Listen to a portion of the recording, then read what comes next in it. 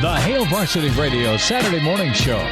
Strap yourselves in. Here are your hosts, Chris Schmidt. Y'all don't even know he was a virgin until he's 28, and now, roll tide. And Mark Kraynak.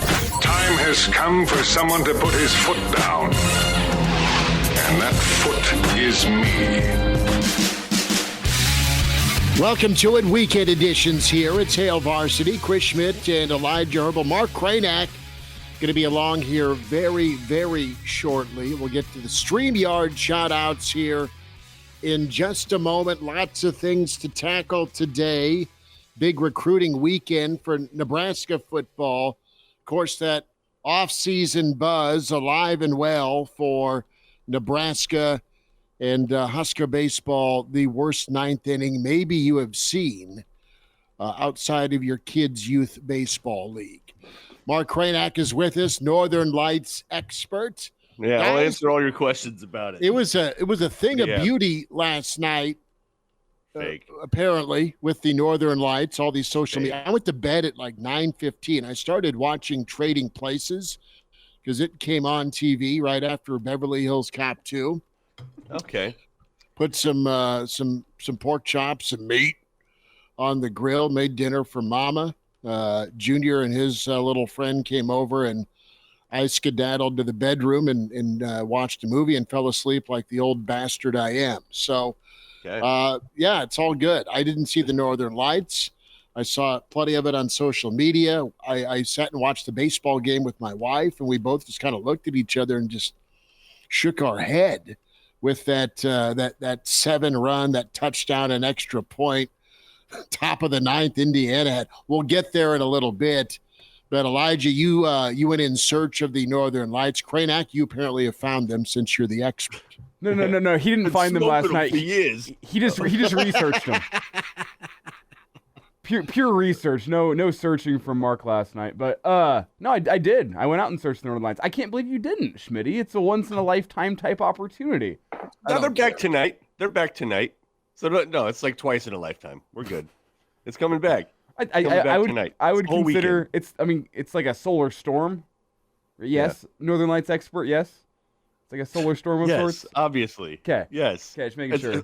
It's not a term. Kraynak says it's the solar storm. It's a solar storm caused by electro something, right? We all know this. Can we? Okay. Yeah. So we don't need to bore the audience. Do you have to leave? Like, honestly, do you have to leave the light? Basically? Oh, You absolutely. have to get away from the light pollution. Because I was in Benson and I looked north and I saw nothing.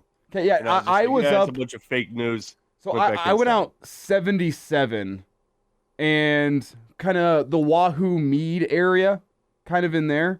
I tried to make sure to get up kind of to Omaha's level because the Northern Lights being northern, I didn't want the city lights of Omaha to be on the north side of me and block everything out. So you're talking about elevation at this point. I'm like as you look towards the north, I don't want a big city that's got a whole bunch of light pollution in between me and the Northern Lights. So I tried to get up kind of west of Omaha to that Mead Wahoo area. I had some good results in, and you first start looking up there and you're like, oh, this is lame. And then it starts to pick up, and then it picks up some more, and then it dies down a little bit, and then it picks up, and it was really cool. One of those once-in-a-lifetime things where it's just driving home, like, man, that was one of the coolest things I've ever seen. And I get home, I get to bed and go, damn it, work starts in 4 hours. What was I doing tonight? So as this is happening, does it happen? I mean, I know these things as an expert. I just want to hear it from the interviewee, in this case, you. So do you see it for like 5 seconds and then it goes away? Do you see it for like a minute and then it goes away? Do you have to wait 10 minutes for it to come back? Like, what was your experience? For me, it kind of came in waves of sorts. And the peak last night was supposedly 1 a.m. until about 4 a.m. And whenever we first got out there, which was, what was that, 12:30, 12:45-ish, wasn't great. Maybe we were just in a bad spot. So we kept on moving around, like looking, and then it really, really started to pick up. And then it's somewhat constant. The light is undulating a little bit, and let it be known, right? Every single picture you see on social media today is better than what it actually looks like in person. It's dimmer in person than it is on the camera phone. Obviously, the phone has the exposure settings. So, like, Yeah. looks better on the phone than it does in real life, but you can still see it, like the light undulating, kind of streaking down through the sky. I wouldn't say it comes and goes quickly, but it does rise and fall, the brightness of what you're seeing up there. I like Moonbot. He chimed in with he and I are both kind of noted experts. I mean, of course, Moonbot of all people. Like, if you're going to have that handle, you better know what's going on in the atmosphere, things like that. So that's what it is. That's what it is, according to Moonbot, which jives with some of my definitions and some of my research. The charged particles hitting the atmosphere, electromagnetism, those sorts of things. I think quite honestly, what we experienced, or some of us experienced last night, is a result of all of the national buzz for Nebraska football this 2024 football season. Speaking of buzz, did you hear from this solar storm, apparently, or whatever it is, solar storm, that's what I'm going to call it. I'm not the expert here. Like, power lines in South Dakota were, like, audibly buzzing.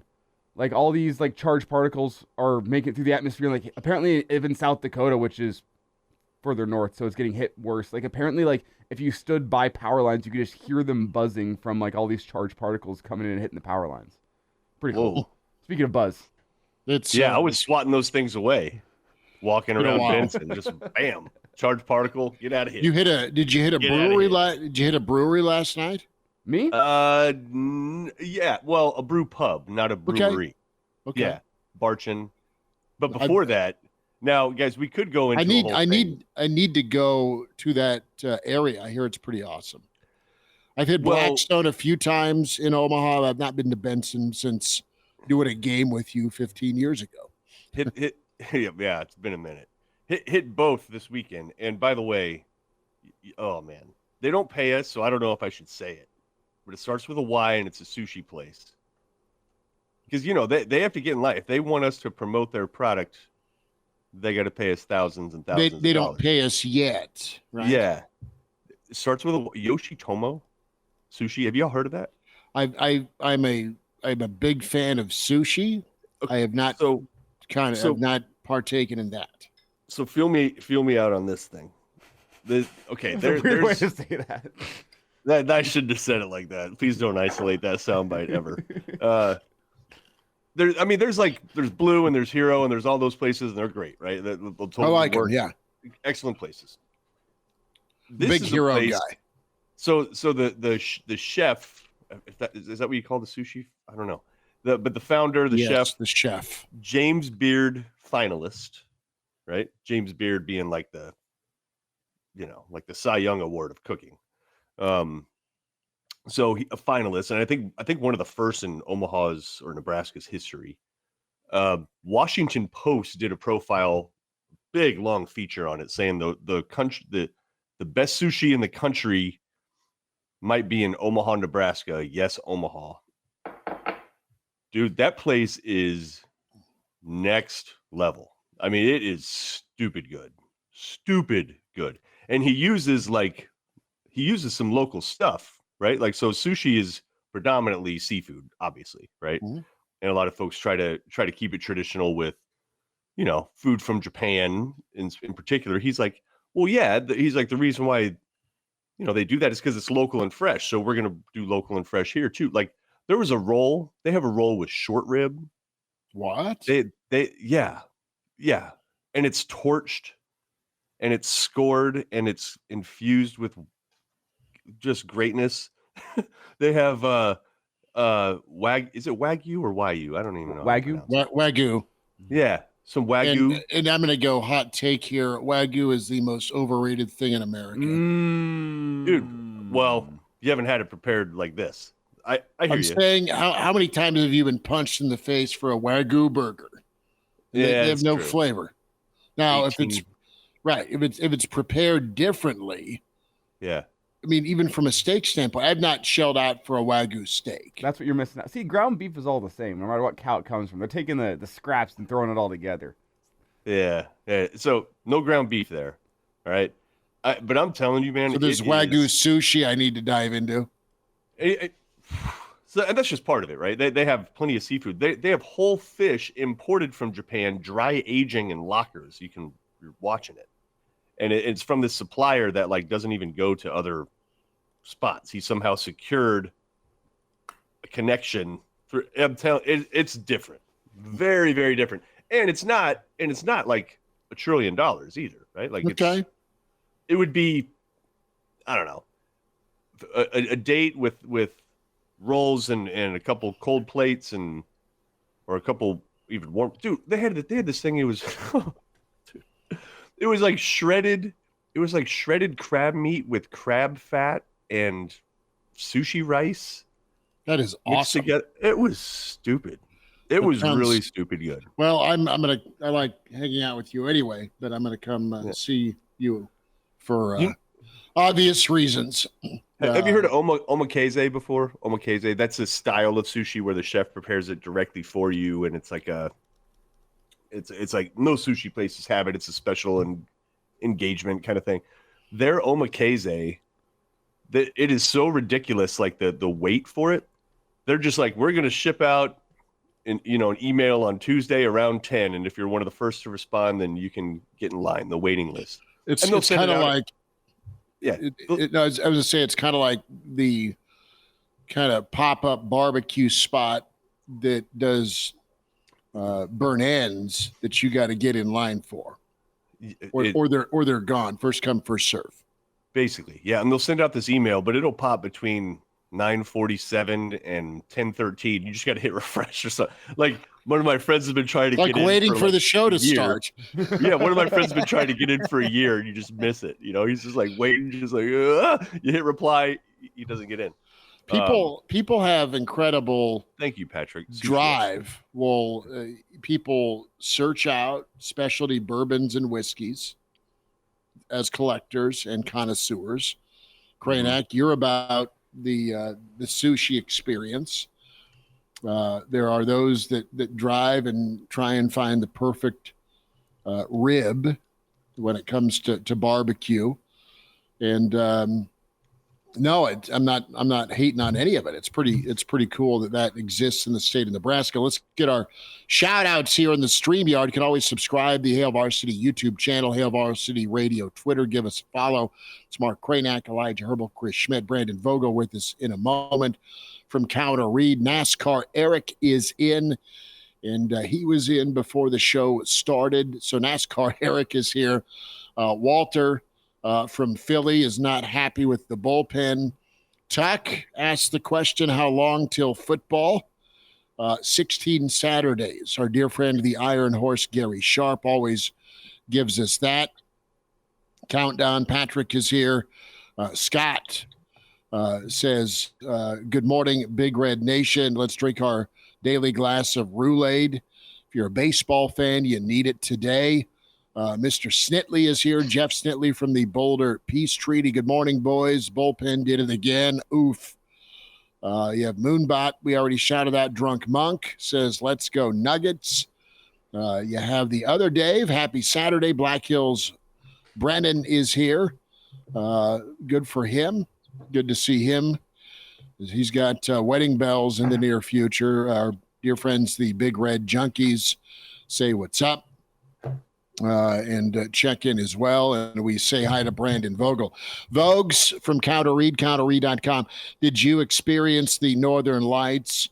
If you didn't, you can ask Mark Kraynak about them. Just any questions you have. I did not catch them. Catch them last night. I have seen them before. I'm from the north, technically, so yeah, I've had the occasion to catch the kind of glimpse you get in North America, and it's pretty impressive. So not as impressive as the Nuggets last night. Needed to be. Far more impressive than Nebraska baseball. Fair to say, Vogel? Yeah, I would say, yeah, that's the scale. It went Nuggets, Northern Lights, Nebraska baseball, in terms of Friday, anyway. So what do we got here? Okay, we're beyond advertising for this guy. Okay, Listen, I wanted you all to know this. I'm doing this as a public service, not as a. I'm doing it as a public service. uh-huh. Yeah, but we're not advertising. Bogues is like, PSA. why am I on? We need to talk sports. And No, we want to. Honestly, why have I been to that restaurant before Kraynak has when he lives there? Oh, okay. okay. So sell me on the drive north before we get into buzz and recruiting weekend and baseball. Sorry, I mean, it's normal fan base. it's amazing. I mean, everything Mark said, at least the parts of it that I heard are accurate. I've only been there once, but it's legit. Yep. There. He probably said it better than I did by just saying it's legit. Yes, very much so. So anyway, we covered that. What's not legit right now, Nebraska's bullpen. I couldn't believe that when I was reading. Oh, come on. Like, did you – let me ask this question. Nebraska did a hell of a thing to get back in front and then get insurance. And you go into the ninth 5-3. Was there not a part of your soul that said this is going to hurt? Was there not some sort of creep into your mind that this could go wrong? As well as Sears pitched, as well as Nebraska found a way to come up with some clutch hits, score some runs. Did you think they could actually hang on to it? Well, not necessarily, but is the football team the thing that's been infecting the football team for years? Has it just like been passed over to Haymarket now? I don't think it's a pass. Can't shut it down. I don't think it's a pass the buck thing, Vogels. I think Indiana's a really good baseball team. They're an NCAA baseball team. They're good. Nebraska right now isn't the way they're playing. The way their consistency's been up and down. It's too bad. I mean, this isn't personal. They just don't. They're not finishing strong, and that's been a talking point the last several days by Will Bolt. They got to snap out of it if they can snap out of it. Yeah, I think it may be Haymarket's own unique curse. Doesn't need any help from football. Because, I mean, this has kind of been the case when Nebraska's had issues in recent seasons. It's kind of been that you get past the starters. Nebraska's done a pretty good job of recruiting and luring pretty good starting pitching. But things often break down once you get past that. At least it seems like that's what I've remembered from the past couple of seasons with this team. So it goes. With the I wonder what it does too with. Oh, go ahead. Go for it, Mark. You're frozen on my. Is Mark frozen on anyone else's screen? Mark's frozen. He's going full Han Solo. He's got a hilarious look on. But go for it, Mark. I'll be right back. Okay, Vogel. As you talk about this baseball team here, a lot of jabs being thrown in our comment section here this morning towards the bullpen. Fair? Yeah, I mean, I think so. I mean, some of this, like, I think when I look at college baseball broadly, this is kind of one of the separators for those teams that are consistently at the top and those teams that are maybe the next tier down is just your quality there. And college baseball's tough. Those midweek games where you're throwing 5 pitchers. You're not quite as specialized at that point, unless you, like I said, you're one of those teams most likely in the SEC. You get your starters, and then it's like we got some guys that we think can throw from the bullpen, and if you've got like a true closer, like we see at the next level, that's a little bit can be a little bit of a rare thing at least. So I think some of this is a difference to me where I think a little bit of regionality comes in too. But in terms of the disappointment currently with that group, yeah, I think that's fair. Vogues, how does 5 pitchers to get 9 outs grab you? Not great. I don't think that's what you want to see ever. Bold takes from Brandon here on a Saturday morning. Yeah, I think you 3 pitchers to get 3 outs in the top of the 9th. Right. And even that, I was going to say, you at least want to average an out per pitcher, but even that doesn't sound too good when when you then break it down 3 for 3. Man. Brandon Vogel's with us from counterread.com. Nebraska will try and bounce back with McConaughey. That's pretty good. The other Brian checking in. I got bad bandwidth around here. That's good. That's fine. Probably the solar storm. As you look at Nebraska, Vogues, okay, so let's ballpark this here.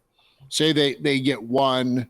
There's still a lot to do. I think it's a lot to ask to win 2 in a row against Indiana. All right. Indiana, a different team, more so to what they were early in the season when they were ranked before they had some injuries.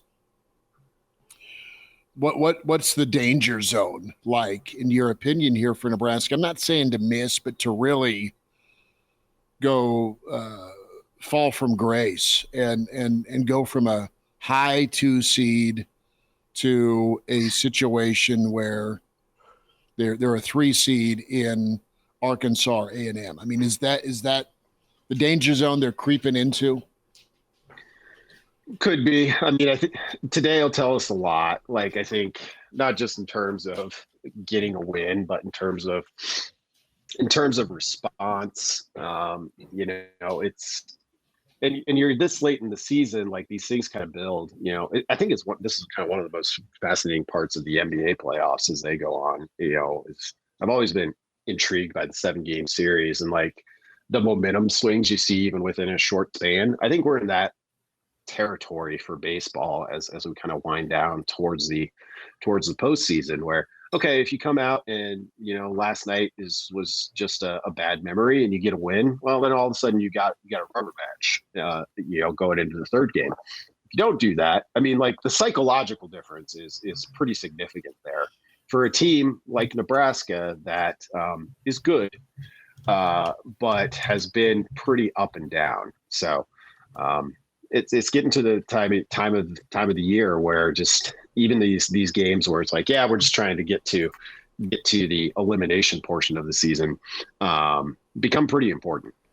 Brandon, to zoom out on Husker baseball here real fast and discuss the program as a whole, I don't think Husker baseball has necessarily lived up to expectations since Nebraska's joined the Big Ten in terms of interest and fan support you receive. It's kind of expected. You know what? Nebraska's the gold standard of baseball in the Big Ten. They're coming in. They give a bit more value on Husker baseball than anyone else in the Big Ten, and therefore they're going to come in and run the Big Ten. We haven't quite seen that. I think Husker baseball, for the most part, has been near the top of the Big Ten in an average season. That being said, it hasn't been the dominance you might expect coming from a conference like the Big 12 with just the interest Nebraska gets.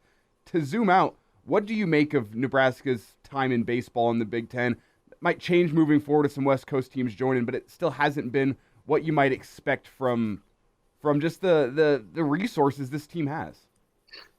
Yeah, I think coming in from the Big 12, with the success the program had in the 2000s, which was still fairly recent at that point, you kind of thought that, a lot of people did think they would come in and be the best baseball program in the Big Ten, which is not traditionally a deep league. And it's still not a deep league. And I think you bottom line it, and rather than kind of existing at the Big 12 level that it had, Nebraska's kind of come down to closer to the Big 10 level. And like you said, most years, they're going to be towards the top of the Big 10. They've had a couple of seasons where they've been at the top, but they've just been the advantage you thought, I think a lot of people thought, and I did, Nebraska had coming in, it hasn't seemed to be there. That's probably kind of a pretty big question in terms of why or how that happened. Yeah, and you're looking at a team right now that's got the worst streak in the Big Ten in terms of losing streak. That's 3 in a row, because you got to go back to Minnesota Sunday. Of course, you got South Dakota State midweek, and then last night Nebraska's dropped. They're 5-5 over the last 10. They've dropped to fourth in the standings in the Big Ten. after being on top of him most of the year. And the other teams on top of him are going the other way, right? They're 8-2, 7-3. So things are not going well down the stretch here. At the same time, as we've seen with baseball, I cannot remember which team it was last year, but there was a team that ended up in the College World Series that had faltered late. I mean, they were sort of lucky to get in. I want to say was it Ole Miss?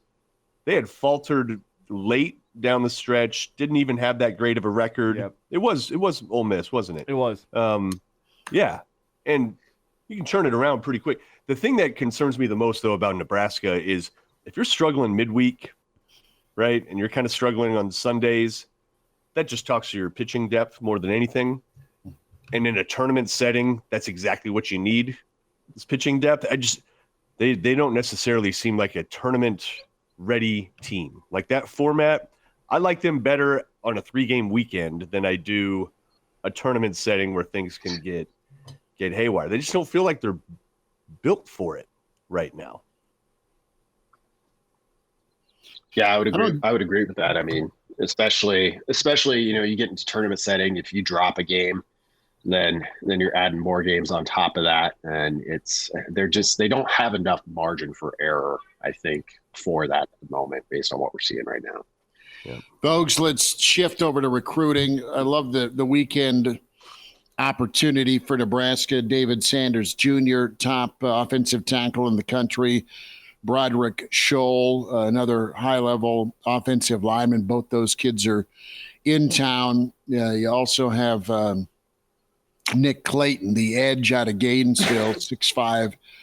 Kid's already at 200 pounds. Caleb Benning's already obviously signed, but he's somebody that's really important to Nebraska from a talent standpoint, but also a personality, and I would guess a fantastic communicator about, what Nebraska is. And he's going to be here this weekend. So Nebraska is not blinking. They're not afraid. They are going after some high-end high school talent, and it kind of goes hand in hand with just this uptick, this upside, this feeling that exists right now as Nebraska enters into year 2 of the Rule era. Yeah, I mean, with the 2 O-line visitors you mentioned, it's kind of a win to get, certainly with Sanders, somebody like that even on campus. And I think as we move further into the transfer portal era, behind quarterback, O-line recruiting is probably becoming maybe the most important position, I think, because if those guys come in and play and develop on schedule, like, you've got a pretty good chance to keep them. And they're also, and if you don't keep them, they're really hard to replace in the portal, because the value of an experienced offensive lineman is kind of through the roof. So Nebraska, I mean, if you were to tell me right now, I wouldn't disagree with you at all that, like, the next 4 to 5 years of what happens to this program is going to be about, like, what they do on the O-line. And I mean, I know that's kind of true of the game in general, but I think in a place that's trying to do this and be a development program, to use the words of some of the coaches on staff, it's vitally important. And, developing is nice, but so is a five-star left tackle if you can get one. So we'll see. They've got a chance to make an impression here, and I think it's an encouraging sign for where they're at, that they were able to get the visits. Realistically, Brandon, one of the things we talked about yesterday on the show was what can a winning season do for Nebraska? And I think one of the obvious things is it can make more recruits interested in your program if they understand, hey, if I can go to Nebraska, I can win football games. That's the first thing I think a lot of recruits are looking for in the modern era. I know people talk about NIL, they want to go to the NFL, but simply put, you put yourself on the map by winning football games. With kind of that in mind, can Nebraska realistically, in a long-term build, recruit against the big dogs, recruit against the Georgias and Michigans and Ohio States of the world? It can certainly recruit against them. I don't know if consistently it can recruit with them. Like, I mean, we've just never seen Nebraska do that over a long stretch of time. You know, you've had some recruiting classes that jump up there pretty high, notably Bill Callahan's second class, which, we talked on Thursday on the show. This second and third classes, I guess we're in the third class now for Rule, become super, super important because you can kind of sell promise to that point. So the importance of having a winning season now is to back that up a little bit and give some tangible results to what you're selling. That said, I think this staff's approach, it's not going to change if Nebraska somehow goes 9-3, 8-4 even, something like that in the year ahead. It's still going to be primarily the same pitch. I think the NFL piece of it is really big with this staff, and it should be. Matt Rule was in the NFL 2 years ago. And so that'll always give him a chance. Can it recruit with some of those big guys? I mean, winning a battle for a player like Sanders and winning one for Raiola, like I think it can do that. And if you can do that at Nebraska and you develop at the level that they hope to develop, that's enough. I think that's enough to be a playoff contending program. It's kind of, you get down the line where Georgia's not signing anything but 4 stars. That's never going to be Nebraska, where you've got 24 4-stars coming in. Vogues, with Nebraska, they can go head to head against some of the top national talent, but they don't have to try to be the program that squares off against a Georgia or an Alabama.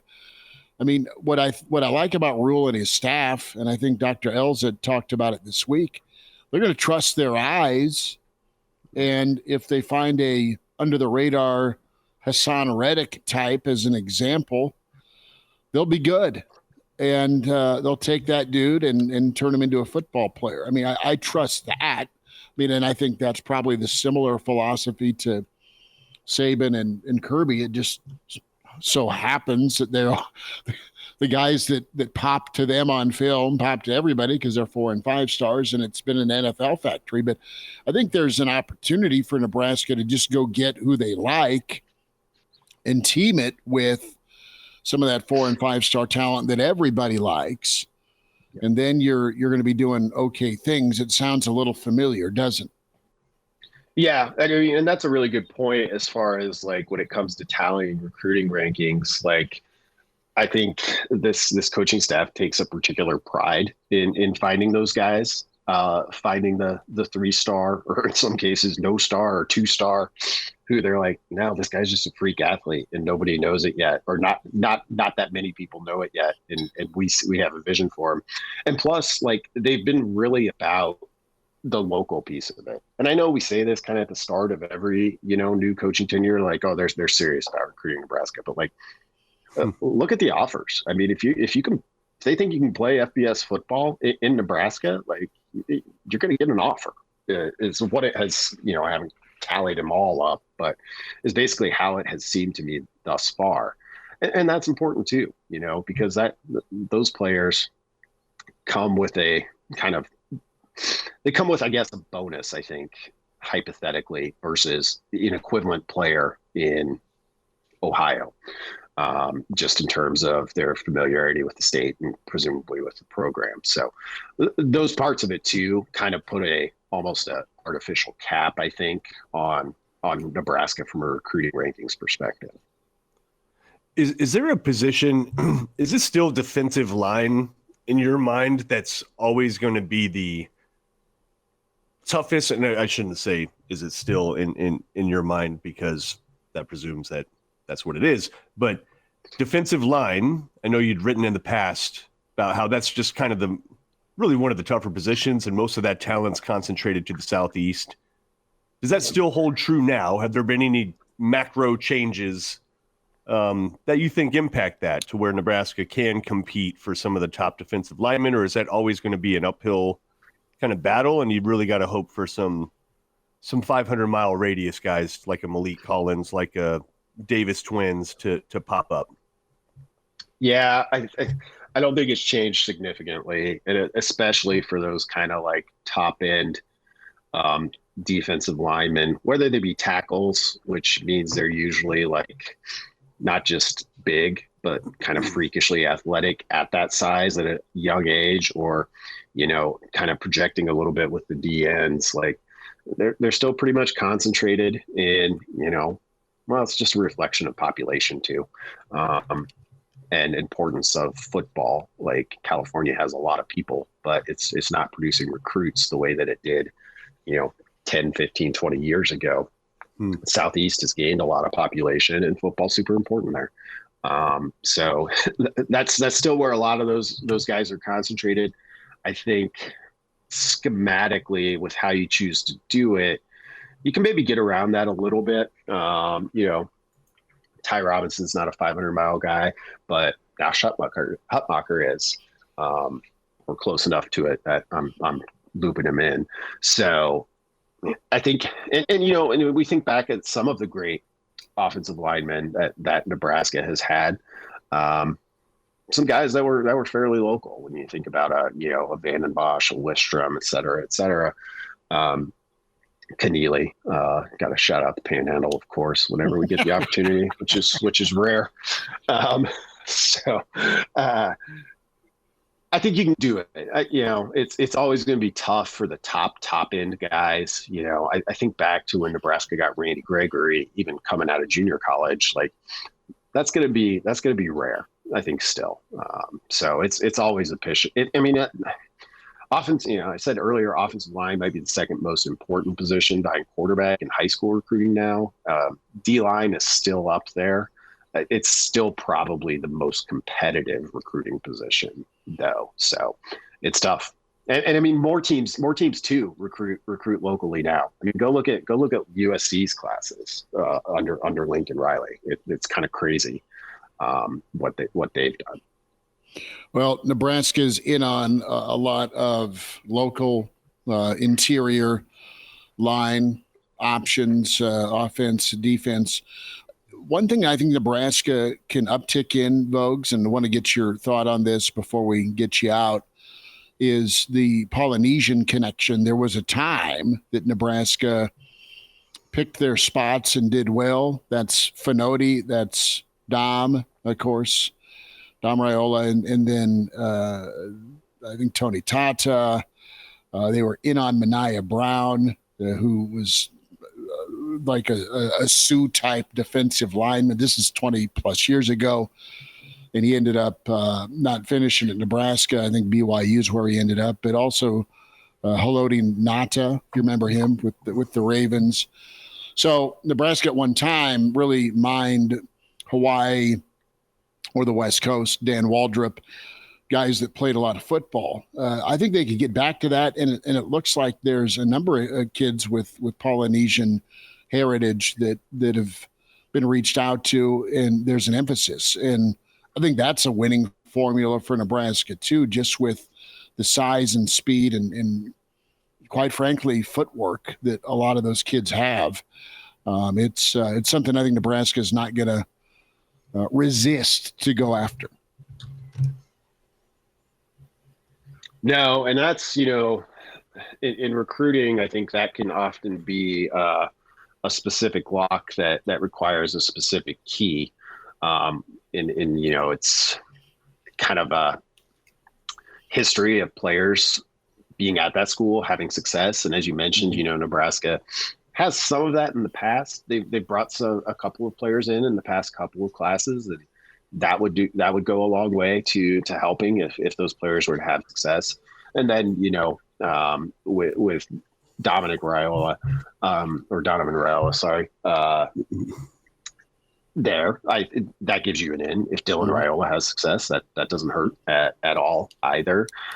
So I think there's something there, and that can be an advantage, because like I said, it's kind of, it's not something I think just any program can say, oh, you know what, that's going to be one of our recruiting avenues, so we're going to go down that street.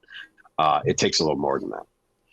Vogues, what's happening with Counter Read? How can folks get signed up? Tell everybody what you and Aaron Sorensen are doing with counterread.com. Yeah, you can just head to counterread.com. It's a twice weekly Substack from myself and Aaron. Get into baseball and probably have a recap of softball for Monday. So as those sports enter their postseason, and then now's the real start of football off season. I don't necessarily count January as the start because we get spring football on the heels of that.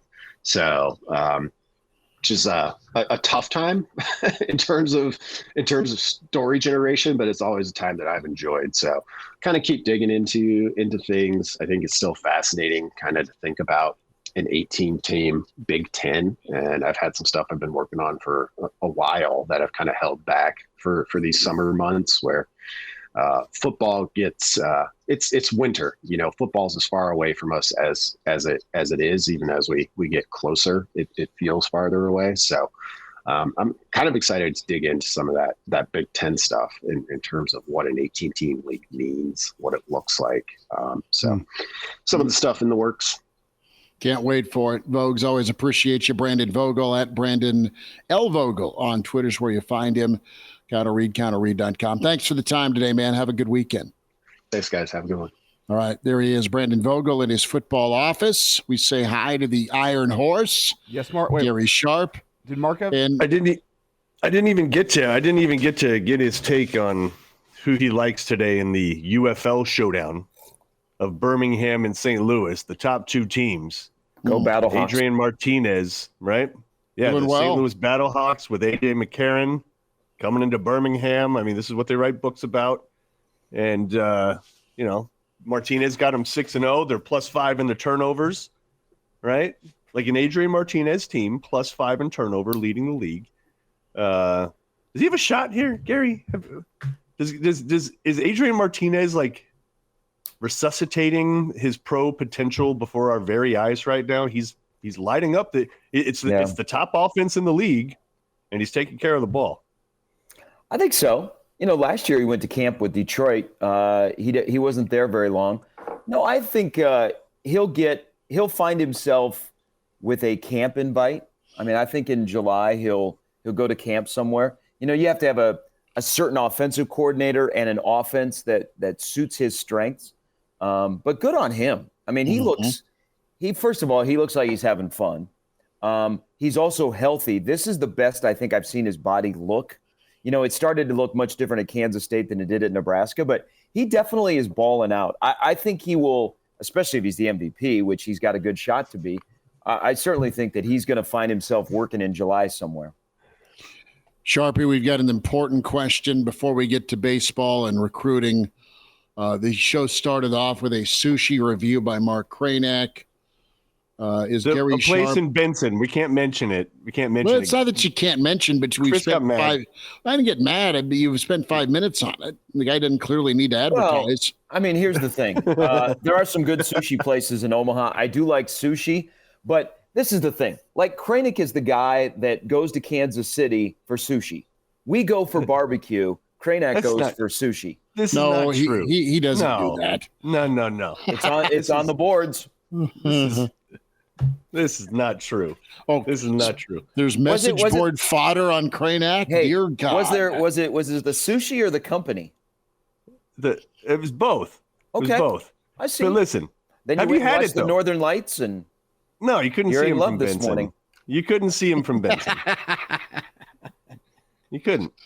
You look, there's all this light pollution. It's not good. Have you had the sushi place that we're talking about in Benson though? Yes, I have. It's been a minute, but yes, it is very good. Yeah. Okay. Like better than anything around. You'd say that. Is it life-changing, Sharpie? Is it worth driving up and paying? I don't know. It's life-changing. It is one of the better sushi places in Omaha. I mean, I've been to the committee. Agree to disagree. I've been to the committee, and I've been to Drover. Yeah. Both of those spots. No. I'm saying that's what. No, Schmidt. Someone lied to you. You've been set up. No. The thing is, Schmitty's favorite sushi is just a steak. Yeah. I love going to Aldi's and getting it out of the frozen food. That's great sushi. Yes. Yeah. No, my point is I will drive up to your guys' neck of the woods for worth it for the company first, seeing you guys and Dickerson as well. Shout out. But the steakhouses are legendary too. Hey, you know what? I want to say this is a great. I'm like on a roll. I went 7 scrolls of tweets before I saw Northern Lights. Wow. It's now a game for me this morning to see how far I can go. Yeah. And then I ran into some guy that was in Meade, Nebraska. Yeah, there it is. Drover Sushi. Love it. Drover Sushi. And for those that have missed the joke, this guy was in Meade, Nebraska, and this guy posted it on Twitter and ruined Gary's streak. It's a good picture, though. It is. It was pretty cool. I mean, if people that were out got to see him, it's quite an experience. Yeah. Our friends at Big Red Junkies, you should have sent it back. They overcook it. Yeah. You're dropping $80, send it back. So let's play a game here, Mark Kraynak. Okay. If Nebraska's bullpen was a food, what would it be? Whew. Let's see. What starts well but finishes horribly? Gas station sushi. Yes. How about Nebraska's bullpen right now is Jell-O? It's all jiggly. There's no solid. There's nothing in there. I kind of like that. And it just kind of melts. It just kind of melts down after any kind of exposure. It's a Jell-O shot. Yeah. What the hell, Sharpie? Well, I'm trying to. Did you have any confidence that it was going to be okay, or were you waiting for something bad to happen after they went up 2? They're going to the 9th. Fun ball game, back and forth. You get a great start. You get some timely hitting, and then that. Well, one second. What were you going to say, Elijah? Well, I'm trying to think, like, with this bullpen, it's an issue of guys that bring it one night and don't bring it the other night. It's not an issue of, like, they don't have the talent in the bullpen. They don't have the consistency in the bullpen. Like, a guy in Wordley last night steps out there. He's been one of the most, I want to say, one of the better guys in that bullpen. He steps out there and doesn't have his stuff last night. Kyle Perry's been up and down this season. It's a case of guys that have it one night and just look like they haven't thrown a baseball in 2 years the next. I agree with that. I think there's those guys are on scholarship or partial scholarship for a reason, and they haven't been as consistent. One thing that I wonder, and I think if you go back, I mean, it's crazy that Nebraska's allowed 15 runs in the 8th and 9th inning in their last 2 games. I mean, just think about that for a moment. I go back to Wednesday. I thought Nebraska treated that game like a spring training exhibition game. They wanted to get guys work. They just wanted to get into 9 innings. And you know what? F around, find out. And that's what happened to them. Yes. And then last night, my issue with the bullpen, and remember, this is a team that they're 8-11 since they got ranked. So they're scuttling a little bit, even though they're winning on the weekends. And they owe a team-wide apology to Brett Sears, because Brett Sears, who the last 2 starts had been between the ears, hadn't been great, and you saw it on the mound, but they picked him up offensively, was fantastic again last night. That's the Brett Sears that Nebraska needs when they come to Omaha for the Big Ten tournament, and they need him probably to pitch 9. But my issue is when guys are coming into the game and when guys are being taken out of the game. I thought last night, and you know, and sometimes they're grasping at straws because guys are inconsistent, but I thought Olsen was okay. I mean, why did he have to come out of the game? And there's a thing, we all love the Kyle Perry story. Kyle's on the struggle bus right now. He can get you 2 strikes, but he doesn't have good enough stuff to get you that 3rd strike. And he gets himself into trouble. But there's also the thing with this team that has been around, that came to the forefront after that 20-5 start is, guys, when they get into a tension convention and things get tight, it's all of a sudden they go and find the closest quicksand. I don't like how they respond. And that's been an issue here in this 8-11 run. is when it gets a little tight and there's a tension convention and they're not getting good stuff off the mound, and all of a sudden it gets a little choppy there. You all of a sudden see in the field, okay, guys can't pick up a ground ball, or they make a throw wide of second, or things like that. So it's a weird team. I still think it's a good team. It's not a great team that has done a good job of rebounding from head-scratching losses. We'll see what tonight is like, because they're going to need a really, really good start and just feel the tension in the stadium when they go to the bullpen if they have a lead. You just hit on something. I don't have the exact numbers, but it feels like last couple of games, 2-strike hitting by the opponents has been just out of this world, which kind of speaks to, Childress's philosophy is a little different, right? Where it's just like, nope, you attack. It's like no walks. We're giving them strikes. But with 2 strikes, are they not making batters chase enough? Are they leaving stuff out over the plate too often? Is that maybe the little nuance that they could potentially correct? Because it really does seem like both South Dakota State and Indiana were getting a lot of 2-strike hits and just really finishing Nebraska off. And those are pitcher counts. Like in pitcher counts, the opponents are jumping all over Nebraska. That kind of makes you wonder about philosophy stuff or control stuff. Well, and also, don't you think, Mark, they don't have a lot of guys that are going to just throw it right by you. They have a lot of nibblers. They have a lot of guys that live on the outside part of the plate or live around the plate, and they're hoping that you'll chase. So if you make a mistake on 2 strikes, instead of – and here's another thing. Okay, if I have a guy 0-2 like last night, okay, I'm in a great situation in my count. Why don't I throw that as a pitch that you're going to chase instead of a pitch to try and strike you out? Okay, so let's say it's outside. It's now 1-2. I just think they're in a really, really weird mental part on the mound right now, because they don't have a guy that walks out of the bullpen and throws 97, 98, 99, right, and is just going to blow it by people.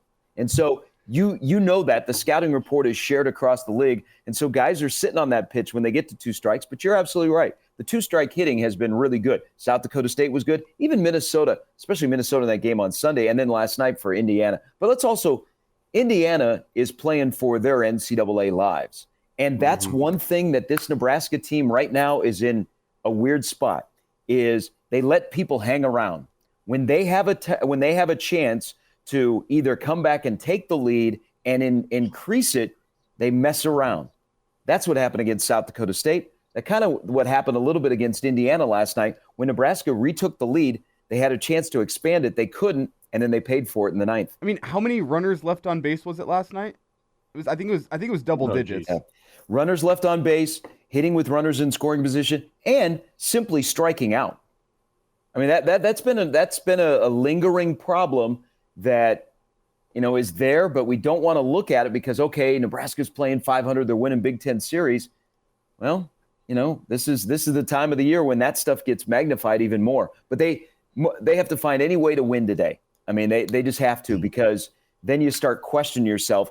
But what they also need is they need somebody out of the bullpen tonight to pitch well, because that confidence as a group, because they spend a lot of time together down there in that bullpen, boy, that confidence or lack of confidence just permeates through every guy that's coming out of there. They need something positive today. And actually, it would probably start if they put up a big crooked number and then McConaughey pitches like he's been pitching. And I would say, Gary, just to add to that, what we're seeing with this team right now, like, there's both physical and mental. The bullpen, from a physical standpoint, isn't what you'd like to be for a team that you'd like to make a deep run in the postseason, but it's good enough to go win a Big Ten. It's good enough to make a run in the Big Ten tournament. I think there's that mental side that comes to play last night in the top of the 9th inning against South Dakota State. Between the ears, I think there are some issues with this team in terms of lack of confidence in those late game moments. Because, again, I think you have talent in the bullpen. I don't think you have guys that are confident coming out of the bullpen right now, and as you said, that permeates through the entire team. Well, I think Will and Rob and the rest of the staff do a really good job getting to opening pitch. Some of the in-game decision making where that's it. Wednesday night Silva bats 8th. Why? I mean, he's been at the top of your order. Why is Worthley out so quickly? Why is Perry out so quickly? Last night, why is Olsen out so quickly? So I think the in-game stuff right now is a question to me. Gary Sharp's with us, the Iron Horse, Hail Varsity Weekend. Let's talk about options, and going to scroll back here to a comment in the stream with the decision making. If this freaking computer will work, sorry. And I'm interested. It's from the other Brian. So he's asking the question. So is this the pitching coach, the pitcher, or both? With the situation Nebraska's been in, why is it Nebraska's yanking Olsen and going to Perry, who has been on that roller coaster? And why are they going to a Freilich, who had a really tough one against there? Are these the options? Is this what the data tells them? I mean, or do you just kind of run? And again, Wordley came in and he missed up and away in the zone, and they bopped it. I mean, they crushed it over the wall. I mean, so. Which, back to the point what Elijah was making. Yeah. I think he's your closer, but man, you can't make that mistake. They just have so much inconsistency coming out of the bullpen. So there's a little bit of this is, they haven't been able to develop the kind of the same thing last year. They haven't been able to develop that Sunday guy or that midweek guy. But Brett Sears looks so much better. Mason McConaughey looks so much better. So I know Rob is under the gun here, and we're trying to figure out. So I think he's done a good job with those two. I think their philosophy in building depth with the rest of the pitching staff is not where it should be. But there's also the confidence part. And then as a pitching coach or a head coach, you're almost grasping at straws of, all right, spin the wheel. Who do we think is going to be good? That's what it is. And the other thing is, they don't have that guy in the bullpen that they can rely on that can give you can come in and get you 4 outs. Or, my God, ask a guy to get you a 5-out save. Yep. It's right now they're like, okay, we're playing matchups, and because this guy can't pitch to left-handers or this guy can't pitch to right-handers, so it's a hodgepodge coming out of the bullpen. So I think it's a little bit from the pitching philosophy to guys in the bullpen that haven't been able to do their job, and it's just a bad mixture right now. Well, and you look at those teams that are good in the regional, as I think we're going to switch gears to football here momentarily. The teams that do well in a regional make it to a super regional, make it to Omaha. And I know that's probably above where Nebraska is right now, as we're all kind of learning. But they have a guy that you can turn to that, you know what, in a tight moment, it's game 2 in a super regional, you have a 1-run lead whenever your starter turns it over in the 6th. A guy that can go get you to the 9th, or a guy that, you know what, you want him to take it to the 9th. He looks good in the 7th and the 8th, so you keep him out there in the 9th and roll with him through the 9th inning. There just isn't a guy Nebraska can turn to that you can say, you know what, we need some outs in this high leverage moment. You're the guy we're going to here, and we know every single time you're going to be the guy we go to in this moment. Nebraska doesn't have that right now. It's a luxury, but it's kind of one of those things that differentiates a good baseball team from a great baseball team. Yep, I absolutely agree. All right, switching gears to football, and we'll see if Nebraska can turn it around baseball-wise too. That's the other thing with baseball is most teams go through a slump, right? They just do. Nebraska struggled over its last few weeks, comparatively speaking, and down to 4th place in the Big Ten. Still have that high RPI though. The season's not lost by any stretch. Getting into football, though, you got the number 1 offensive tackle in the country right now, number 2 overall player, according to some rankings, kid out of North Carolina that is visiting this weekend. Is that the Raiola effect? We talk a lot about receivers. Receivers are going to want to come play when they know there's a Dylan Raiola.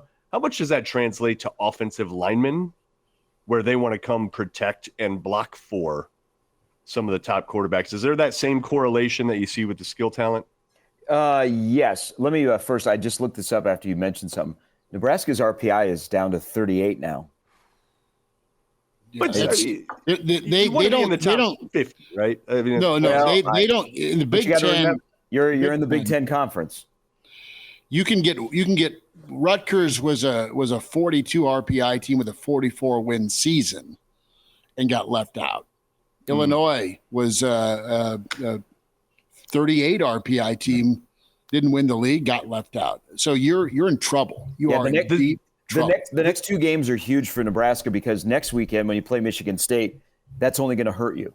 You're not going to all of a sudden jump 7 spots because you beat Michigan State. So I'm just pointing that out, that I still think Nebraska's in a good spot, but they have gone from Wednesday morning to Saturday morning, and they've dropped 17 spots. Back to your comment about David Sanders. So it's, we always talk about peer recruiting, and I think Dylan is really good at this because Dylan is a very likable guy that's very active kind of behind the scenes, or when we've heard when he's gone to camps, he gets to know all the fellas. Also, here's the cool effect. Right now, Nebraska football with Dylan Raiola is cool. Okay, there's something there. It feels different. Guys aren't pulling the ripcord and leaving the program right and left. And if you see a guy who we just spent the last week watching national media fawn over a guy that has not played a snap where the scoreboard is on for real at Memorial Stadium, that they're talking about him. The only reason they're talking about Nebraska is because of that quarterback. And so, yeah, a skill guy can say, hey, man, I want to catch passes from that guy, or, yeah, I'd like to be in that offense. I think it comes down to, I want to be in a program that kind of seems cool. The quarterback makes it cool. I got to check it out. I think it's right now more of a, let me check it out. But the fact that they've been able to get a 5-star offensive lineman on campus, and that they'll roll out the red carpet, is at least progress, which leads me to the next point, guys, is, man, if Nebraska can get this to pop with Raiola being a huge part of it, just think what doors it opens up. The sense of urgency has ramped up because they've gotten a taste of what possibly they could do with him at quarterback and what it could do for the rest of the team, that when these guys are saying, man, I'll come check out Nebraska. Hey, Dylan, show me Nebraska. I think it's a good sign before you get to the point where you can start backing it up with success on the field. So you can go, hey, it's not just that cool quarterback. Look at what you would play in and look where you would play. Realistically, Gary, how long does Nebraska have to capitalize on Raiola in order to still help Raiola later in his Husker career? How many recruiting classes does Nebraska have where you still have time to develop the guys you bring in, you still have time to have them play with Raiola, but that you can still capitalize on that hype and bring them in, if you get what I'm saying? Because if you're bringing in a guy whenever Raiola is a senior to be a true freshman, could they maybe make a couple splash plays? Sure, but I'm talking about the development of getting guys that are currently juniors and seniors to being Raiola's teammates. Was it 1 recruiting class? Is it 2? How long is Nebraska's runway here? I'm gonna go one more to you. I'm gonna say 3. Okay. So before he plays a game, and Nebraska likes to have things taken care of in the recruiting primarily by the start of the season, because in-season recruiting across the board isn't as prevalent as it used to be. But what about flip season? If you get this rolling and it looks good and you get attention and it looks like a quarterback-friendly offense, are some players out there going to go, I like Nebraska. Now I'm looking even closer at them. And then I think if you do have success, you roll into next year where people are going, okay, here's my opportunity to go play there. And then the following year, I also think it's big. TJ Lateef has been crystal balled to Nebraska as a 4-star quarterback. That's the other important element of Nebraska recruiting, is they not only recruit to Dylan Raiola and what this could be as a program, but also recruit to when Dylan Raiola is out of the program, if he has success, we don't miss a beat. I always say, and I think we've all talked about this, I thought Nebraska missed out on the Ndamukong Suh window. Yes. They were never going to find another Suh. But they never went out and said, hey, this is what we did with Suh. Remember, he is one of the more developed players that Nebraska football has had. He was pretty raw when he got here. Now, he is a beast, but he was a soccer guy who got better and really got better as he went along. But they never were able to go to a fellow defensive lineman in high school and say, hey, this is what we did with Suh. We see you along the same path. They missed out on that window. I at least like that they're attracting a high-level quarterback, and they're not going to miss out on the window to recruit the next quarterback. So when that quarterback is gone from your program, you don't start from ground zero. That's so key. Can you start stacking? And think of the runs teams have had, right? Think of Clemson. where you start with Mr. Massage and you end with Trevor Lawrence. That's 6 years. That's 6 years of elite quarterback play. Bama, all the first rounders they've had. That's been a decade of quarterbacks, and with Nebraska being as good as they were with Frazier, Frost, and Crouch, wasn't all consecutive linear. But the other thing I'll say, Sharpie, is you're right on about stacking that quarterback room. The who's next, not the what's next. You've got a dude that can get it done here now. Awesome. And then you're still recruiting high-level talent. Not to go too far out, but don't kid yourself. There's another Raiola to talk about. Yeah, that's gonna be. Yeah. That's you don't screw up Big Brother. You got a good shot at Little Brother. Yeah, but also at the end of the day, here's the. I'm not going to say it's a cop out because it's real. Nebraska will be attractive if they win. I don't care if Elijah's playing quarterback.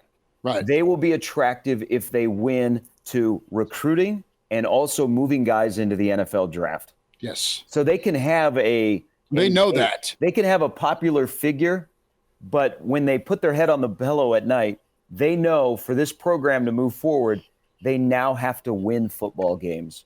And if that happens at a place like Nebraska, man, it opens up a whole world of opportunities. Yeah, I do worry about Elijah at quarterback, mainly on the stuff like play action. I'm okay. I think Elijah's got the footwork and can, got the accuracy, but just, the off schedule plays. I don't know. So you're a lefty? Are you a lefty? I'm righty. Okay. You don't judge a quarterback on the off schedule plays, though. Off schedule plays. It's a part of quarterbacking now. How do I do in the 3-step drop? You really kind of do judge the off schedule. I will say this brings me back to a conversation with my buddies. Remember when Kendall Hinton, the wide receiver, started at quarterback for the Broncos back in the day? Yes. I do not. He started against the Chiefs one game. Yeah. On a night of drinking, I was convinced with my friends that I was like, no, put me in an NFL game. I could complete at least one pass. And then I watched Kendall Hinton walk out there, and I'm like, this dude played some quarterback in college, and he couldn't even complete a pass. And that's whenever I ate a lot of crow that weekend. A lot of people texting me telling me I was a dumbass, and they were 100% right. I could not complete a pass in an NFL game. I don't like your chances there. I was like one slant. I'm like, yeah, I can deliver one slant on time and get lucky. And then I watched Kendall Hinton throw a pick six doing it, and I went, never mind. I can't do that. Your adrenaline would be so on. I mean, your heartbeat would be at like 200 beats a minute. You would just be like, you wouldn't even be able to hold on to the ball, let alone grip it and deliver it. No, but the guy's attacking you. No, I was very wrong. How about another a transfer that Nebraska is in on right now from Michigan State, Jaden Mangum. He had a hell of a game against Nebraska. Yeah, and he's played for 2 years in the Big Ten. He had 4 picks last year for Michigan State. It's good safety. Yeah, definite starter level. And then how, in Nebraska's alignment, that could mean safety, that could mean corner, that could mean kind of a Isaac Gifford type position. Anything you're hearing on Nebraska's chances there, because he's also considering Ohio State? Well, I think it would be if he ended up in Nebraska, there might be some awkwardness when he walks into summer conditioning. And Harburg looks at him and goes, do I know you from somewhere? And Jaden Mangum goes, yeah, I picked you off in the first quarter. Do you see that play I made on you? Man, Harburg's catching strays because remember his girlfriend's sister's boyfriend sacked him. Yep. Oh, yeah. Hold on. Lay this out for me, Ferris Bueller. Okay, so at Michigan, Harper Murray's sister played volleyball at Michigan. Yeah. Her boyfriend is a defensive end for Michigan and sacked Harburg in that game. And put it on Instagram, too. And put it on Instagram. Yeah. and now Nebraska would be adding a guy that picked him off in Michigan at Michigan State. It just tells you how much they've toughened him up between the ears. So, I worry if there's going to be an undoing for Nebraska at the beginning of the year, I have a fear it's the defensive back room. There's a lot of young talent there, but I like to have proven guys. And there's some guys that have bright futures, and Evan Cooper has an abundance of players to pick from. but I think it's a sign to get started quickly of how many guys that they are attached to in the portal or were attached to in the portal, and now getting a visit from a safety, I think tells you that they like their young guys and the guys coming in, but they need some proven talent, because really in the defensive backfield, to me, the only guy that I would go, well, two guys. I would go Gifford, no doubt. Gifford could lead Nebraska in tackles again. I mean, he's a player. So I know about him. He's a proven talent. Buford would fit into that category, not as strong as Gifford. Singleton we're waiting for, because we don't have enough of a sample size, even though we liked what we saw, but he's coming back from a major injury. So there's really only 3 or 4 guys in the defensive backfield that are proven that you trust. Then there's some guys that have played some football. And I mean, I'll throw Tommy Hill into that as well. But then there's some guys that have played some football that you're not like, I got to see more. So I think that's why they've been active. But I think it tells me that they need to get some experienced guys here while the younger guys develop. And Evan Cooper is a really good coach. But it also tells me that Hartzog's going to be a cornerback. So Hartzog is going to be battling for that quarterback too, opposite of Tommy Hill. And now let's go find a safety. It's good that they got him on campus. I have heard that Michigan, because of his academic situation and credits and things like that, may be more appealing to him. But I think Nebraska's in a good spot for him. He's to lure him. He's at Ohio State this weekend, and he'll get to Lincoln Monday. Really fast. Hold on. You got Singleton, Giff, Hill, Buford, Hartzog, and you feel good about 3 of those guys as safeties. The other part of it too, Sharpie, and I'll let you jump in, Elijah, my bad. Look at what Nebraska did with the wide receiver room when you go get Banks and Nayor. Both guys that have played at a couple of spots to maybe help that wide receiver room grow up. You might be doing this on in the safety room if you can land a guy like this. And I know at a place like Nebraska, you're always in win now mode.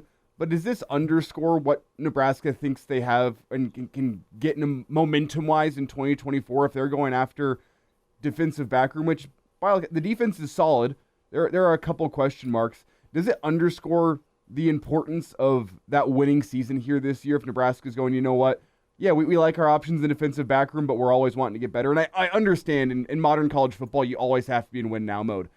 But to bring in a guy or attempt to this late in the process, coming into summer, does that underscore the importance of Nebraska's need to win this season and get some momentum going as we kind of let off this conversation to stack some recruiting classes for Raiola? I think so, but I also think it shows you that they feel like they have a good team. Yeah. Like they know they have something, and they want to make sure that their feel is validated when they get to the fall. And also, here's the thing. You're in the business of accumulating as much talent that can help you as possible. And you never close up shop. You never put out the close sign on your business. You always say we're open. We're not necessarily open like everybody else, but if there is a player out there that can improve our football program, then we're going to kick the tires. And that's what one of the main jobs is. So I think they see something and they're like, let's make sure that we have any area where we're a little bit trepid this upcoming season. Let's make sure that we have enough options that if something goes wrong, we can fix that. Because I think the specialists, I think running back, I think also defensive back are a couple of areas where you go, okay, we like some things there, but we're not super comfortable until we see things on the field. I think what we're talking, this is a really interesting discussion about the defensive backfield, because talent-wise, I feel like you are basically loaded at safety. I think you can have a 2 deep. It's corner specifically. You have Tommy Hill, who I think you can now say has one of those spots locked down. But the corner opposite him, they were hoping that was going to be Bly Hill. He got hurt. He looks like he could come back September-ish, August-ish. And how good is he going to be at that point? How much can you depend on him?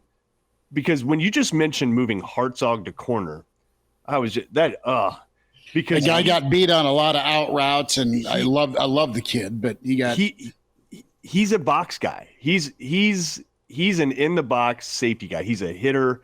He's not super quick to be able. He's not super top end speed, but put him in the box. The guy's not afraid to hit, and I think he would be an excellent safety, more traditional safety, or maybe an inside slot, coverage guy. But it's that corner opposite. Is there a chance that a Boodle, who looked pretty good, that a Charles, who's a pretty ridiculous athlete, maybe even an Ethan Nation?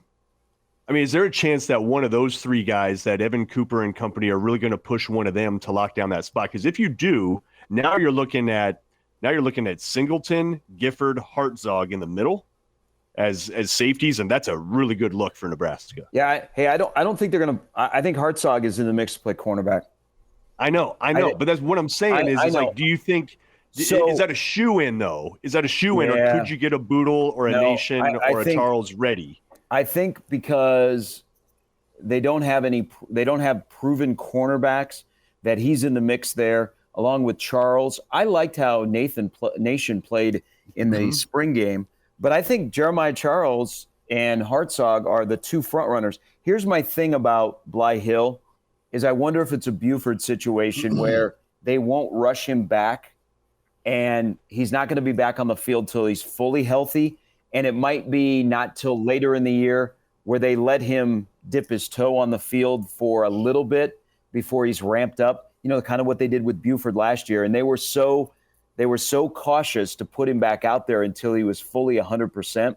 I wonder if they'll go down the same path with Bly Hill. And remember, we haven't seen Bly Hill at Nebraska in a Big Ten game, even though we liked him what he did in spring. Yeah. But let's go back to the safeties. So I think they're in a good spot, and this is why Mangum would be a good pickup at safety, because they're going to play three.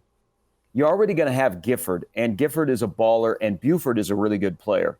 So I think they could be okay at safety, but you're absolutely right. They're going to have to develop some cornerback depth and some guys, because is Tommy Hill over the full Tommy Hill experience? If he is, then watch out. I think he could be really good in the Big Ten. But they just have a lot of unproven back there where guys are going to have to be good from the jump, and they're going to have to figure out where certain players are going. But that cornerback 2 spot will be a heck of a battle when we get to fall camp. And maybe there's a name out there that we don't know that they would include in that mix. But I think moving forward, I like the defensive back room because I like the position coach. And look if you watched a Charles or a Barnes or even a Guthrie during the spring game, boy, they didn't look like they were freshmen. They looked really, really comfortable out there. So he's able to coach up his young kids and get them where they're not deer in the headlights look on the field. So that gives me hope that they could figure it out. I think it will be a struggle at the beginning at defensive back, but this time next year, we'll be talking about that room as being one of the strengths of this team. Is that your... At corner specifically, you're saying, though, right? Because I feel like you can name 6 guys at safety and feel pretty good about them. Yep. And you're going to play 3. So, that's a position where they've been able to build a little bit more depth, where they feel comfortable in rolling different guys out there. And it just sucks that you sorry, Elijah, real quick. Just that Hartzog, it kind of reminds me of Wandale, right? Where like you didn't have any better options, so you had to move Wandale from receiver to running back, right? It bugs me that you're trying to make him a corner. He's not a corner. He's just not. But he's sort of like he's your best default option, and so you have to move him there. He's playing out of position. I just don't love that. Well, here's the thing about Malcolm is we liked him as a freshman, but man, he was so up and down last year. Whether he was bouncing from safety to cornerback, he really struggled. I mean, and then he started to get picked on when he was in certain spots, and he wasn't making the play. Let's not forget that Gift struggled a little bit too. He really did. But there was more of a game plan to beat Hartzog, where you just saw a lot of fade routes Malcolm Hartzog's way, and it was all right. Receiver go win a jump ball against Malcolm, and the receiver won that. Because he's not a corner. He's not a corner. Like it's Well, and he's a safety, but in this case, if you have an open position where you need somebody that's played that position before in the Big Ten, he's your option. It would be great if Hartzog wasn't playing cornerback this upcoming year and he was able to settle in at a position that's better for him where he can just focus on safety. Unfortunately, Nebraska had a guy that they thought was going to be one of the cornerbacks go down, and now they have to say, hey, Malcolm, we might need you. So maybe it's a thing that he gets beat out and he has to go back to safety.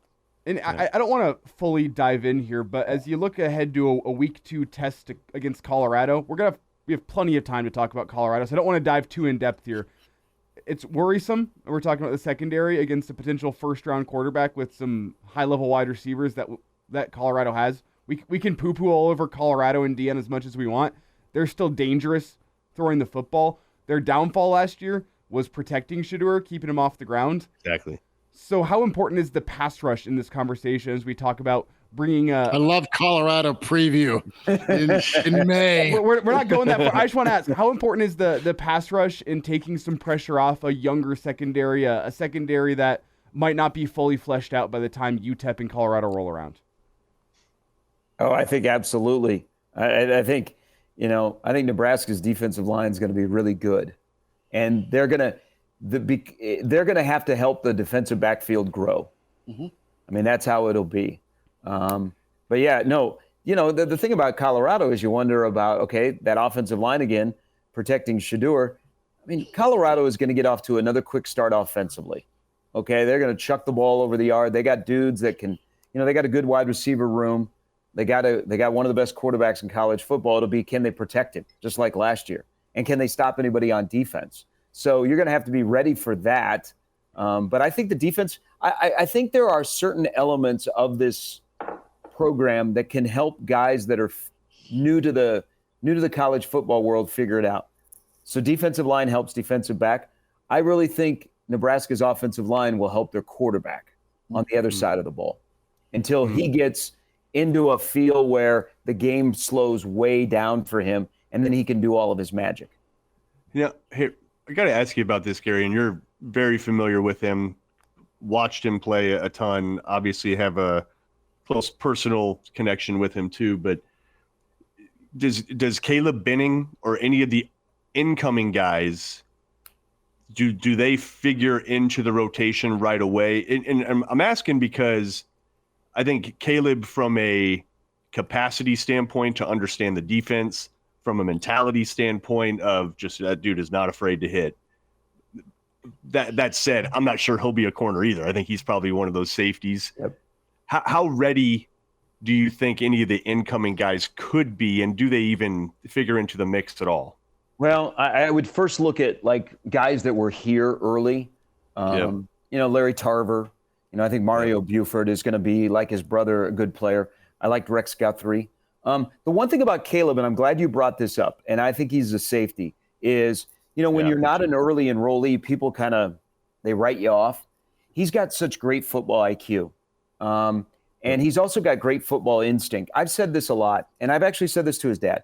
If Caleb went to a camp and he ran, all the evaluators would go, "Ooh, why? Nah." But if you have to watch Caleb play actual games, because he plays faster, he's got great instinct, he's got great closing speed, and he's got great knowledge of the game where he can read things on the fly. And I think it won't take him long to digest some of the things that Nebraska wants their defensive backs to do, safeties to do. I don't know if he's going to get on the field in a consistent basis right away. So it's going to be, that whole room is going to be a work in progress. It reiterates the point that guys like Barnes and Boodle and Charles, guys that have been here for a little bit, they need to get off to a good start once fall camp gets here to add depth to that room, because we know Gifford's going to be good. We have a pretty good sense that Tommy Hill could have a dog season, man, where he is out there. We have a feel that Singleton will be back and healthy because they haven't rushed him, and he will back up what Rule said last year. Remember, we got to the beginning of the season and Rule said, that guy's an NFL guy. And people looked around the media room and went, what's he talking about? And you got a single digit. And so good. So they and let's throw Kobe Bretz into this. Kobe Bretz had a good spring. it's kind of their older guys have to play up to what they can and let the guys behind them get their feet wet and get confidence. And then I think they can mesh everything together. But early on, they're going to ask some guys to kind of be Superman back there and play above that they played already in their career. Tommy Hill has to be better than last year. Hartzog has to be – we have to see the freshman Malcolm Hartzog. Gifford, hey, you were a dog last year.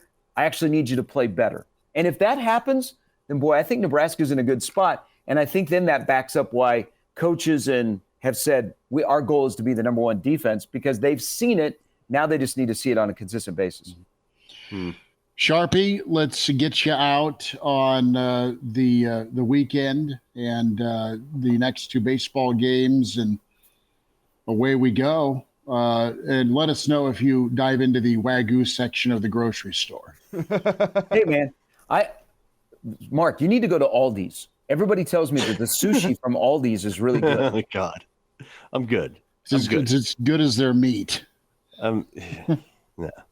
Aldi's Although every time I walk out of Aldi's, I'm always pleasantly surprised at the final. Oh, so I'm a happy guy too, but it's their produce. Yeah, it feels like I'm going to spend 65. I spend 48. I'm like, good on you. Good on you. Well, and just make sure you have a quarter when you go to Aldi's. For the shopping. Oh, I know, to get the shopping. Or you have the hack with a car key that you put in the slot, and it'll unleash the. Look at you. Well, because I went to an Aldi's once, and I didn't have a quarter, and I'm like, I drove here to go to the grocery store, so I went on TikTok to see if there was a hack. Okay, what's the hack? Use your key. You take your car key in the little slot where you usually put the quarter. Yeah. Just stick the car key in there and push it, and then pull it out quickly, and it works. Oh. Yeah. Okay. Why don't you guys? And then you can steal the cart. Keep a change bag in your car. I thought this was a normal. I have a Ziploc bag in my car where I just have a whole bunch of change. Anytime I have spare change, I put it in the bag in my car, so I always have change if I need it. It's so when Nebraska blows the ninth inning lead, he takes that change bag and just starts hitting himself. No, you take that change bag down to the gentleman's club. I have a you and cup, John Elway. I have a cup in the console, but it appears to have a lot of more pennies and nickels and dimes than quarters. Yeah, it's 2024, bro. Everything's digital. Hey, sometimes all they're going to accept Bitcoin. And good for you having a key fob that has a key. Yes. Yeah. Hey, sometimes just like we just talked about defensive backs, when you got something that's not going right, you got to adjust. So if you don't have a quarter at Aldi's, man, you got to find a way, because mama got to eat. Okay? Yeah.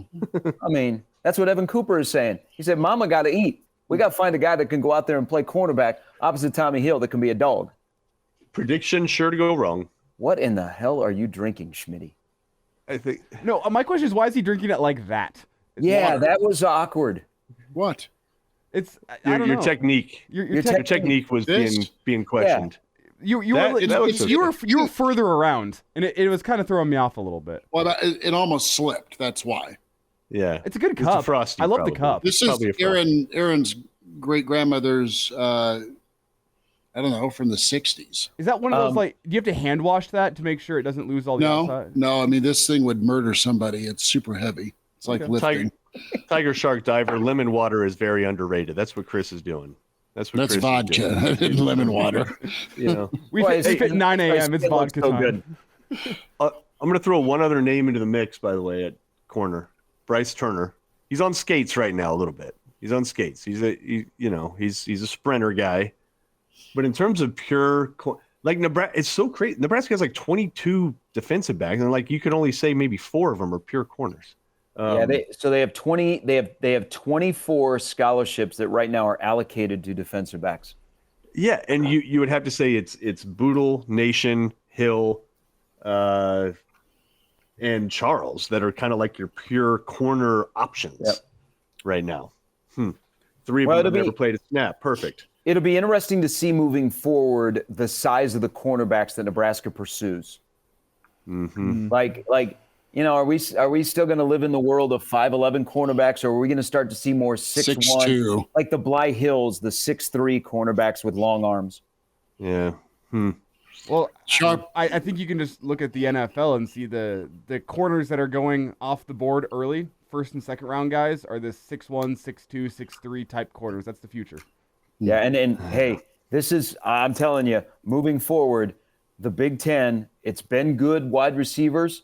I think we're going to see more depth of big-time wide receivers in this league, because I think this league is going to become a quarterback league as well.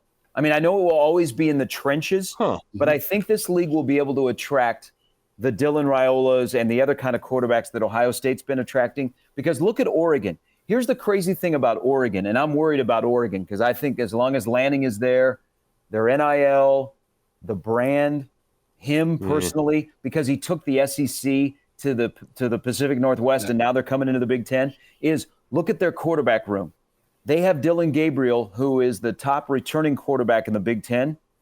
Do you guys know who his backup is? The UCLA kid, isn't it? Dante Moore, who was a five-star who played for Chip Kelly. He transferred to Oregon. What does that say about a quarterback room when you already have a guy that's going to be your starter in Gabriel, and you can still attract a five-star that's like, yeah, I'll come there and play behind Gabriel to have maybe 3 years left to play. Dante's awesome. Yeah, he's a good ball player. But I think you'll start to see that in this league where quarterback rooms will have at least 2 high-profile quarterbacks at the top level, teams. Look, you already have a coach that's coming into this league that has had 3 number 1 overall quarterback recruits. I think we're going to get quarterbacks. This is going to be a good quarterback league, and the skill guys will start to show up, and you will not hear, well. So something blew up at the station. Okay, possibly. It's the solar. Are we good? It's the solar storm. It's the solar storm. We lost probably 30 seconds of audio. I'm gonna have to figure out, but that's solar storm. Solar storm got us. But just to finish, I think this conference has a chance to attract good Big Ten, good quarterbacks across the board, because I also think there are coaches that are in this league that have had a connection with good quarterback play. Mm-hmm. And I hope it becomes homegrown quarterbacks instead of portal guy. I think that's what Nebraska would like to get, is that they just keep churning homegrown quarterbacks.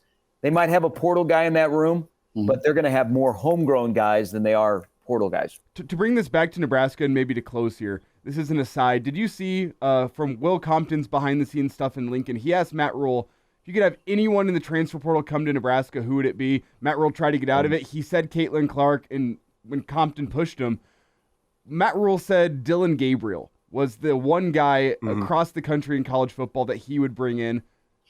I think that says a lot about what Oregon got, what Oregon got, and the respect for that. But B, it also tells you a little something about what Matt Rule wants his offense to be. Yeah, that's oh yeah. Hey, don't start that. I mean, we'll go for another half hour if you tell people that Nebraska is going to start throwing the ball a lot. They will. It'll be, but they'll be able to run. I think we're about to enter the era where Nebraska football will be a quarterback-friendly offense. Doesn't mean they're not going to run the ball, but it will be a quarterback-friendly offense more than a running back-friendly offense. It works. Sharpie, I know. Enjoy the weekend. One second. Mark, you are I've said that numerous times, and you are so cautious to go there. Well, I just think are you scared they won't be able to run it? Well, of course, and that's been the problem for a long time. I think you're right, though. I think they're going to start getting actual quarterbacks instead of athletes that sort of play quarterback. I think they're going to start to get quarterback circuit guys, right? And they have. Raiola and Kalen would be two of those, right? Yeah, just actual quarterback circuit guys that have a high level of training. I mean, to imagine, if you rewind 15 years ago, I don't think there's a quarterback within the state borders that is even capable of doing what Kalen did in the spring game, right? He's here for like 3 months and he held his own, right? He was ready to go. It doesn't mean he's ready to beat Michigan tomorrow, but he has a pretty high level understanding of the game. He's highly trained. There's not a bunch of mechanical issues you have to fix with him, right? With either of these guys, we're not talking about that. How many times have we talked about with a quarterback, like, oh, the arm slot's all off, or he doesn't set his feet, or what? No, these guys set their feet. They understand a pocket. Their motion's fine. You don't need to. They don't have these big fundamental flaws. They just have to adjust to the speed of the game and processing. Ultimately, running the football for Nebraska, and this is a great sign because this means that the hog mollies up front are moving people. Nebraska would like to be really good at quarterback handoff game, not running the option or stuff like that. Just simply being able to have the quarterback turn and hand to the running back, and the guys up front are opening holes, and the running back can read the hole and get through it. Instead of, I don't want to say trickeration, but running something that is not away from quarterback handoff game. Because if Nebraska gets to a point where they're successful running the football strictly from quarterback handoff, man, you are cooking with some peanut oil. Because that means your offensive line they are people movers up front. It's balanced and it's physical, and you can do whatever you want. Yep. And you have to respect the play action because you have a quarterback that can actually deliver and complete beyond 40 yards. Vic in the stream is right. Michigan, all they did, essentially they just lined up and they said, we're going to run the football 19 straight times at you. Go ahead and stop us. We're not going to have McCarthy on the outside running an option or anything like that. We're going to turn and we're going to hand it to Corum. We're going to hand it to Edwards. It's your job to beat our 5 guys up front and then to go try and tackle our running back. And that's essentially what Michigan's run game was. And then they had the element of the pass. I think Nebraska's quarterback will be a better passer than the guy that was, drafted in the first round. But you get what I'm saying about simply running the ball out of turning one way, turning another way, and handing it off. Choppy, we'll get you to the weekend, brother. This was fun. Always appreciate you much. And we'll get the countdown next Saturday with you, all right? Yes. Also this week, I think we'll find out Friday night football games. Good. Because at Indiana? At Indiana? At that's Indiana, a possibility. USC. I heard Sam mention that he thinks USC, man, that would stun a lot of people's plans to go to Los Angeles if it's on a Friday night. But for USC, for USC standpoint, it might make sense because it's like Friday or Saturday. But why I say the Friday night games, they had the draft this past week on, where some of the marquee games went. So those are going to start trickling out, maybe in the next week to 2 weeks. But the networks have their upfronts this week, so they're rolling out their primetime programming. And now that SmackDown and Raw are officially the USA Network, Fox can start carrying Friday night Big Ten games or Friday night college football in week 3. So I think they will announce some of their Friday night games. And, I think the Indiana game would be actually ideal for Nebraska because it would be the game after their bye week. It would also give them an extra day before they go to Columbus the following week. Yep. Yeah, and just looking at it, by the way, if it's USC, there's no advantage for Nebraska coming off the bye against UCLA because USC also has a bye. They're at Washington the week before, 2 weeks prior, so no advantage to be gained there. Yeah, but I think aren't we all in agreement that we think that Nebraska will be on a Friday night game on the road? Yes. They'll slot it that way. Indiana's intriguing. SC. It's not going to be a home game. No, they won't. Right? No, they won't do that. But do you keep it with Indiana, or do you in the middle of November, in the thick of a presumed Big Ten race for USC and Nebraska? That's a monster helmet game. Do you, air quote, waste that on a Friday night, or is it wasting it anymore because the Pac-12 and folks are used to seeing high-profile helmets on Friday night? It's not wasted anymore whenever it's on Big Fox. If it's on Big Fox, helmet game in its own window, you're the only teams playing at that time. Is it a big enough helmet game to get its own window on Saturday, though, is my question. Well, I mean, that's way down the road. Ask me after the first 4 games. If they are a Friday night game, it does show you that, man, the brands do sell in this league. That's why they don't televise these television drafts, because how would you like to be Rutgers or Northwestern or Purdue? I mean, nobody's talking about dodgeball junior high as you're the last kid picked. They're like, hey, you guys, BTN is great for you. Yeah. Well, hey, if you look at November 16th, though, that's scheduled. That's when Nebraska plays USC. That's why I don't know if it's going to be a Friday night game, because unless they're trying to turn that into some sort of prime time, but you have Ohio State's playing Northwestern. Nobody cares. Wisconsin, Oregon. That's marquee. That'll be a good one. Penn State has Purdue. Everything else is like Maryland, Rutgers.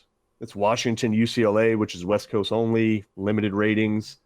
I don't know. Nebraska, USC is your biggest ratings get that weekend, most likely, is what it appears like. But so you do also have to think really about what is Fox matching up with the SEC that weekend. Michigan's off that week, so there's no Michigan. It's probably Stetson or Louisiana something or other before the Auburn-Bama game. Yeah. Whereas, the week that Nebraska's at Indiana. It's LSU, Florida, or Tennessee, Georgia. Hey,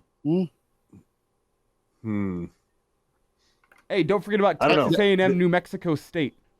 I'm going to forget about it. The thing about if that's a Friday night game, that's probably starting at 5:00 in Los Angeles. Yep. Okay. 7:30 here. So, I mean, a little late arriving crowd. I don't know if it has been moved to a Friday night game. That just shows you that brands sell. But I think it would be unfortunate for fans because there's a lot of fans, Elijah included, that are going to go to Los Angeles to see the Coliseum, which looks much different than it did the last time Nebraska was there. That would be unfortunate.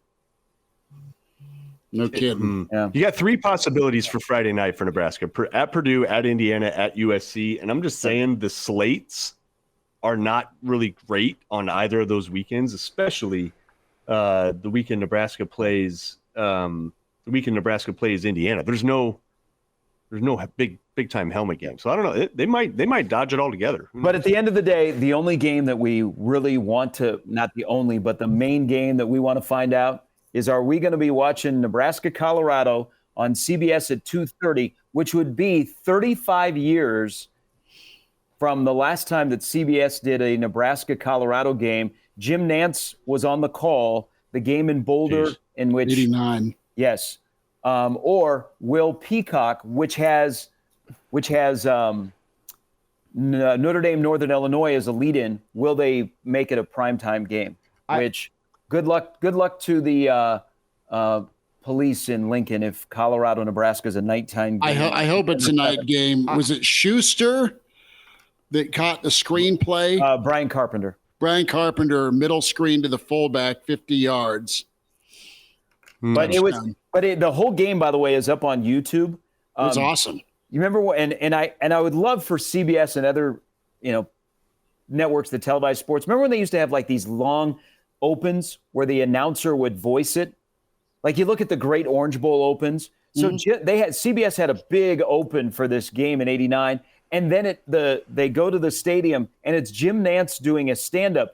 Remember, and I don't think it's still there, but the way it's set up at Folsom Field where they put the visitors is you are past the goal line. You're over in the corner, and you can hardly see the field. But they used to have a tree that stood right there. In '89, they go to the stadium, and Nantz is doing a stand-up right next to the tree prior to the kickoff of that game. I didn't remember it. The tree's funny. I just know Francesa was part of the pregame. Yeah. It was nuts. That was the game. That was the game Nebraska got screwed by the officiating for the second time in the '80s in Boulder. That always happens. Last thing I'll say before I get out, I have heard some rumors this week of a lot of momentum Nebraska, Colorado being in primetime. That's not set in stone by any means, but have heard that there's momentum towards that being primetime, which would brother, you got to do night game for that thing. Blood in the water. That'd be incredible. Buzzsaw. Absolute buzzsaw. Yeah. But see, this is why when they do the draft for TV for college, look at Wednesday, the NFL is going to release their schedule and we're going to watch. That's why college football would be more intense to watch of the pecking order of, what game. So we always know that Ohio State, Michigan is the first off the board because that makes Fox like $11 million, that game alone in advertising. Period. Then you okay, I think the second pick this year would be Ohio State, Oregon, if I was picking. Same. Then there's Michigan, USC is in there. But God, wouldn't we love to watch that? And every network has their war room, and they get to announce the pick. I mean, it would be bad for the lower level non-brand teams in the Big Ten, but for the rest of us, we'd be like, "This is awesome! Will Nebraska, Colorado be selected? We're to the 4th pick." Pretty good, Sharpie. We'll holler next weekend. This has been good. Appreciate you much, man. Thanks, guys. There he is, Gary Sharp, Thanks, the Iron Gary. Horse. Big thanks to Brandon Vogel. Big thanks to Mark Kraynak, Elijah Herbel, Chris Schmidt. Subscribe and like Hail Varsity YouTube. Give us a follow, Hail Varsity Radio, Twitter @HVarsity Radio. Talk to you next time on the weekend edition with Hail Varsity.